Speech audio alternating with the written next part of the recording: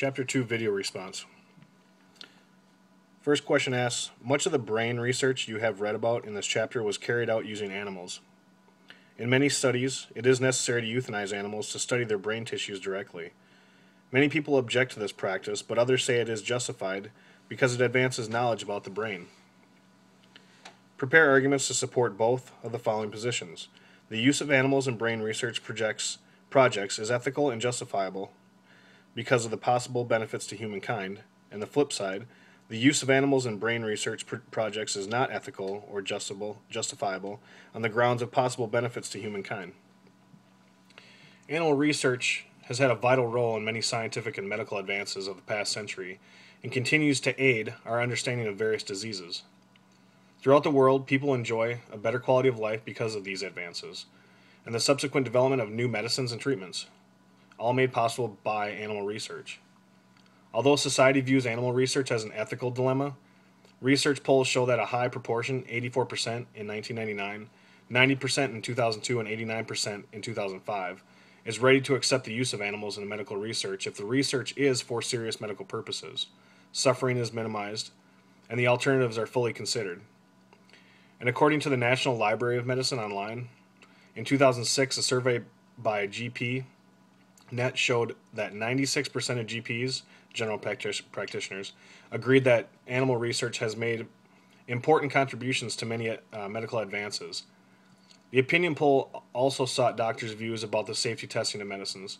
Almost 9 out of 10 GPs, 88%, agree that new medicines should be tested on animals before undergoing human trials.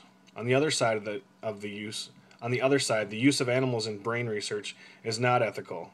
It does not provide any benefit to humankind. They say animal species, even monkeys, are psychologically so different from us that animal experimentation will lead to misleading results.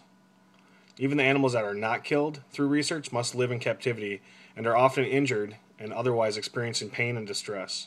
In addition, animals cannot consent to testing, as informed human subjects can. And although many animals are similar to humans, significant differences exist, limiting the efficiency of animal testing. Second question asks, how would your life, if you had a massive stroke affecting your left hemisphere, how would it change if the stroke damaged your right hemisphere? Which stroke would be more tragic for you, and why?